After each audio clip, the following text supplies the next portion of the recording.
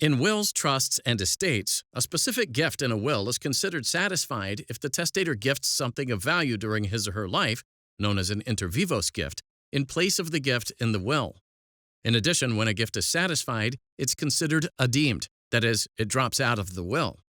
But what if the testator doesn't state that the inter vivos gift was given in place of the gift in the will?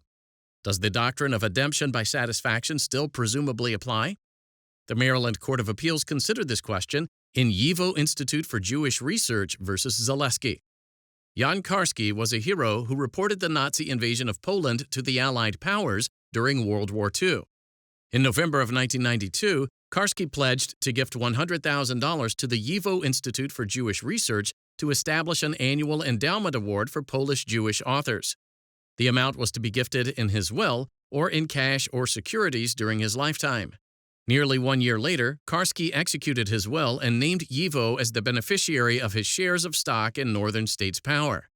The shares were worth about $100,000. A few years later, Karski made a series of inter vivos gifts of shares of stocks in other companies to YIVO. The shares were worth just under $100,000. Karski then gifted YIVO $2.31 to make it an even $100,000 in value.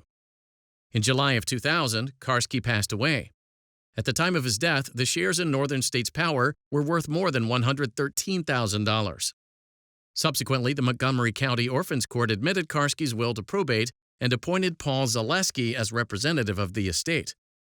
YIVO petitioned for an order directing Zaleski to distribute the gift in the will. Following a bench trial, the court denied the petition, finding that Karski presumably intended to adeem the gift in the will. YIVO appealed to the Maryland Court of Special Appeals, which affirmed. The Maryland Court of Appeals granted cert.